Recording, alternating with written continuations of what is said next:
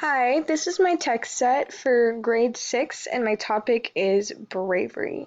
So, when I'm talking about bravery, I'm not solely focusing on being strong, but I'm also focusing on the different attributes that contribute to it, such as being kind and empathetic, having courageous behavior, and character. So, bravery can occur in a variety of forms, and this text set displays some great examples from the ordinary to the extraordinary. This topic should teach students that they too can be brave in their own times of hardship, no matter their identity or differences. Students will read a variety of mentor texts and talk about connections, and they will also read about what it means to be brave. So, to start us off, I started us off with a quote, and it says, "Bravery is the audacity to be unhindered by failures and to walk with freedom, strength, and hope in the face of things unknown." The first book that I used was All Rise for the Honorable Perry T. Cook, and this unique book by Leslie Connor tells the story of Perry T. Cook, who is an 11-year-old growing up with his mother in a correctional facility. So this story has a bunch of twists and turns to it as you go from Perry being able to live with his mom to being uprooted into foster care and living with the district attorney to actually going to foster care, and it just talks about the struggles that Perry faces, but he has an optimistic attitude overall. So, despite his abnormal life, he is very happy and optimistic and hopeful. His courageous acts to help his mother was brave, and this optimistic attitude Perry has allows his voice to stand out clear and steady as he hopes to reconnect with his mother. This was from a very unique perspective, and I don't think we hear about a lot of incarcerated parents. So I thought this book was a different level to connect with kids on, and it was very interesting for me to read, anyways. And it will be interesting for them to read. So next was The Hero Next Door, and it was the showcasing of a variety of ethnicities, identities, and diversity in a collection of 13 stories, and it was showing the reader that we were able to learn about everyday heroes and their inspiring and encouraging stories. There was a specific story I would reference, and it was Mike Jung's Throne. It's the story of an Asian American martial arts student with autism who struggles with getting moved up from children's classes to adult classes. This expert shows bravery and ordinary and shows a great example of overcoming adversity. The next one that I did was My Shot, and it's actually a song by Lin-Manuel Miranda, and it's in the musical Hamilton, talking about Alexander Hamilton's life, telling tales of the hardships and courageous acts and that Alexander took in order to get where he is or where he was to becoming a founding father. So some lyrics that I really liked were trying to reach my goal, my power of speech unimpeachable, only 19 but my mind is older. And I thought that was really unique because it showed that yeah, I'm only 19, so what? I can still do it. Like my age is not going to keep me back from anything. I'm going to set my mind to it and I'm going to get it done because I want to. And then some other lyrics were, "Don't be shocked when your history books mentions me. I will lay down my life if it sets us free." And I thought this was crazy because Alexander was basically saying, I believe in this so much, I will lay down my life for it, which he kind of eventually did. But that's for another story. I really enjoy this song a lot. I love actually the whole musical, I'm not going to lie. The next book I have is The Boy Who Dared. So this is by Susan Campbell Bartolletti, and it's set during World War II. So Helmut Hubner is a member of the Hitler Youth, and one day he listens to the BBC News on an illegal radio, and his whole world is just uncovered basically. He learns Germany's dark truth and he decides he's determined to speak the truth as well. But when he tries to warn other citizens and friends, he instead gets tried for treason and for lying. He eventually ends up in jail and is set for the death penalty, and this story kind of recounts his memories and his flashbacks. And I thought it was also unique because it tells the story of him growing up and how he has changed from this view of patriotism to actually revealing the truth and trying to live a truthful life.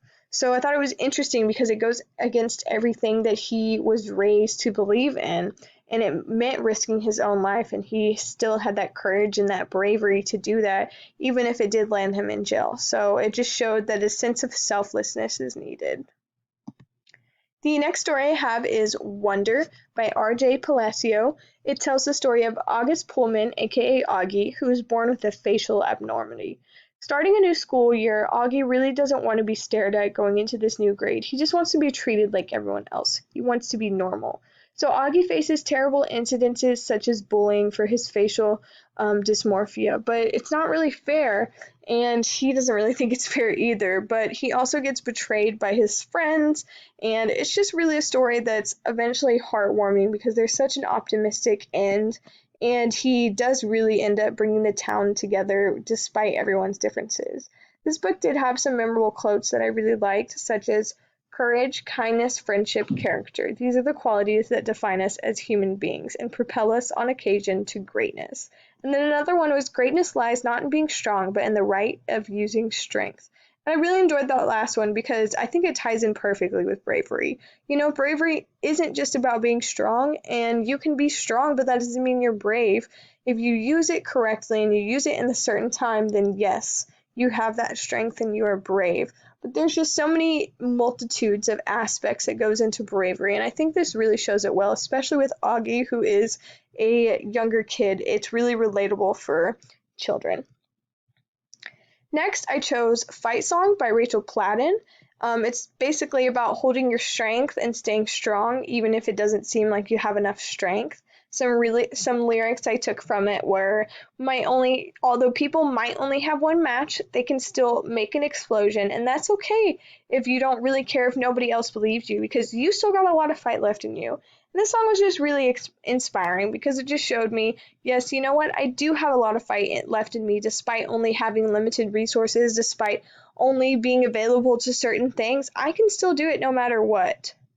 And that just shows bravery because it takes a lot to stand out and have courage and say, you know what, I can still do this. I can do it. Nobody believes in me, but I do.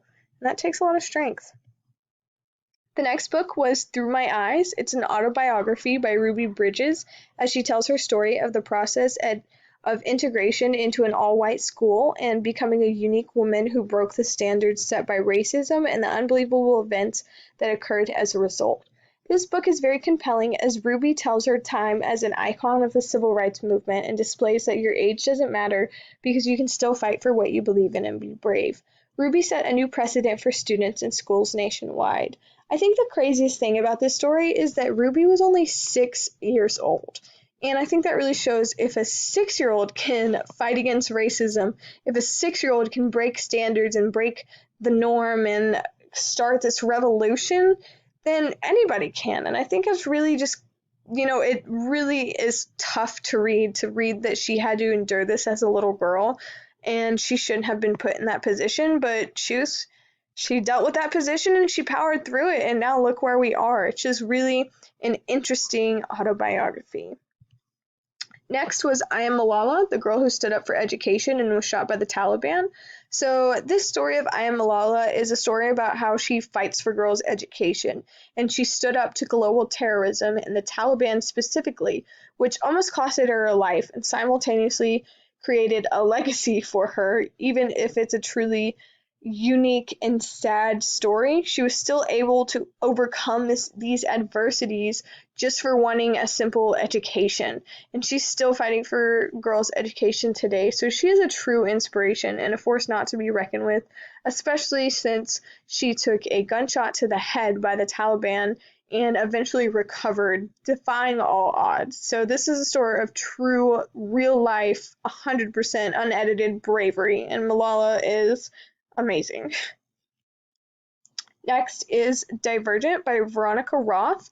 It's about a young girl named Beatrice Pryor, Tris for short, who must take an exam to determine which faction she will be placed in.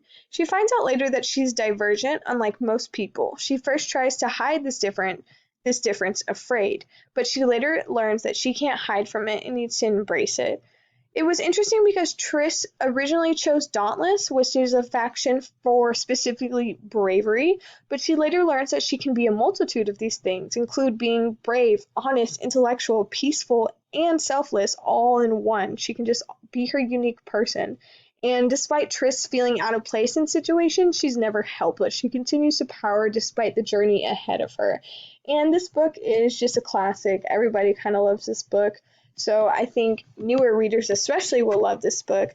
because it just tells of this dystopian time and how she broke the mold and overcame and showed that no, differences can be a good thing. It's not all negative. Like, we need to embrace our differences. And finally, a series of unfortunate events, The Bad Beginning by Daniel Hadler and Lemony Snicket, illustrated by Brett Hellquist, tells the story of three children, Violet, Klaus, and Sonny Baudelaire, who become orphans following a fire. They are set to live with their Count Olaf, who attempts to steal their inheritance. The trio must work together to thwart Count Olaf and his plan, even if it means encountering life-threatening events to save their lives.